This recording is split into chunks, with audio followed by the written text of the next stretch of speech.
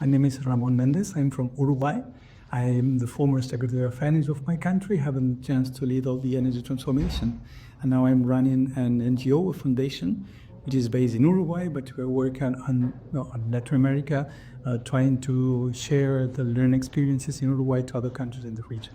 Well, first of all, I mean, what we succeeded to do in Uruguay? In fact, we were in a very difficult situation 15 years ago, and we were really with the economy which was growing very fastly, and we have already used our large rivers inside hydropower plants. We don't have in Uruguay neither coal, natural gas, or oil, so we're importing more and more. The costs were more and more higher, and so we did a dramatic transformation.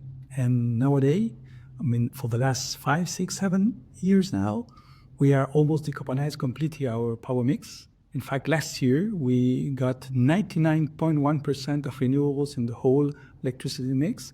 But the most important point is that we got it with a combination of different renewable sources, without a single battery, just a combination of wind, solar, hydro power plants, and biomass waste plants. So we proved that a system can definitely work with a high amount of intermittent sources due to the complementation of all of them.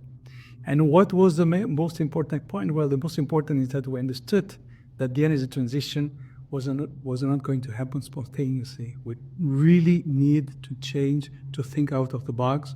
We need to, first of all, to understand that we need new regulations, that the way we plan the system should be completely different than the traditional ones. We have to understand that the way we operate the system is completely different than the usual.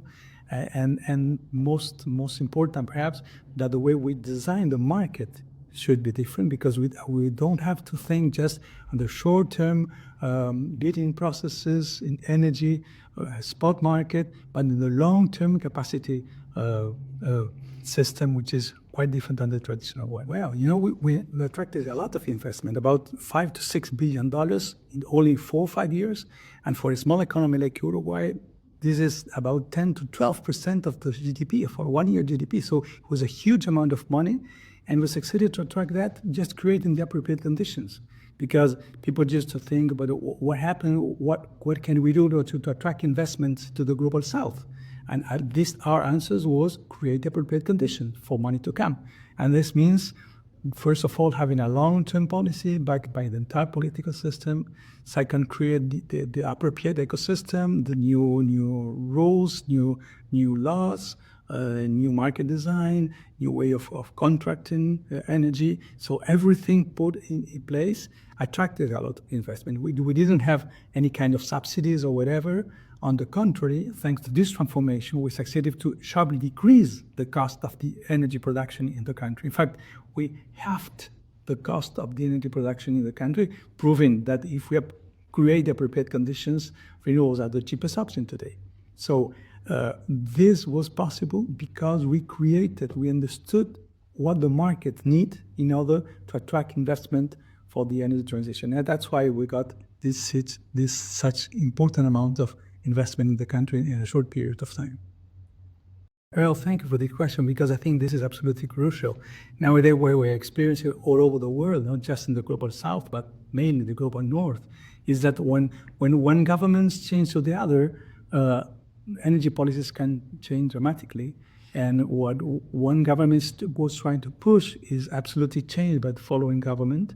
And this lack of continuity in energy policies is the worst thing that we can have. So what we rapidly understood in my country is that in order to really attract investment and to have a long-term policy, we needed a strong agreement between all political parties.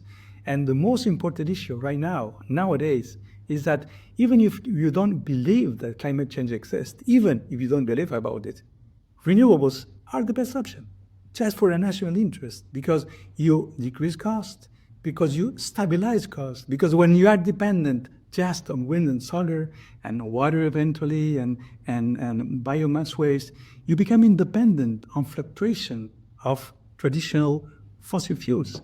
And for example, in Uruguay, we haven't had any kind of impact on the tragic war in Europe, because, in fact, we didn't depend neither on gas or oil or coal prices.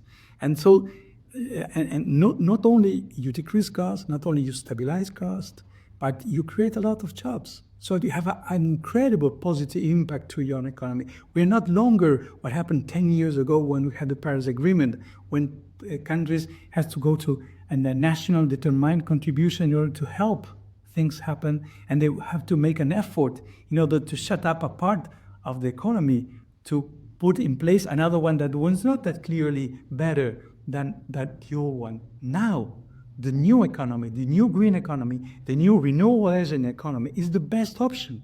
So just for national interest, the best option is to go to renewables. Absolutely, and this is what we are doing right now. In fact, in our organization, EV, what we do exactly is trying to share our experience in order to bring into other countries, mainly Latin America, but to the global South in general. And the most important comment is, as I was saying in the beginning, we have to try to think out of the box. We cannot just expect that the transition is going to happen just waiting for the market to come, even if it's the best solution nowadays, because all our system has been built, has been designed to favor fossil fuels. And this is not bad. I mean, in the past, this was the best solution. So it's clear, it's natural that our power system has been built to favor traditional fossil fuels. But now we have to change differently. We have to think differently. We have to change everything in order for things to happen. So this is the most important message. And this is what we do right now, trying to help other Latin American countries. And also we're beginning with African countries in order to understand that yes, it is possible to make a transition, but we have to redesign the whole energy system. Earl, thank you for the question, because I think this is absolutely crucial. Nowadays, where we're experiencing all over the world, not just in the global South, but mainly the global North, is that when one government changes to the other, energy policies can change dramatically. And what one government was trying to push is absolutely changed by the following government. And this absolutely, and not just about Uruguay. I mean, that nowadays, once again, we have new technologies, we have new possibilities, we have new green economy, which is already not just a dream, but a reality. So renewables, in particular in the energy sector, can bring us the most important point for the global South, which is development. Creation of jobs, creation of opportunities, energy, the renewables energy also has the chance of going to places where it was not possible to go before, because not only you can go with electricity using grids, but also using off-grid solution, it's also a possibility. So today, going to renewables and at the same time reducing greenhouse emissions, they're both going together with development, so it's the best option. So according to me, I like to say that NDCs are no longer national development contributions, but are national development catalysts.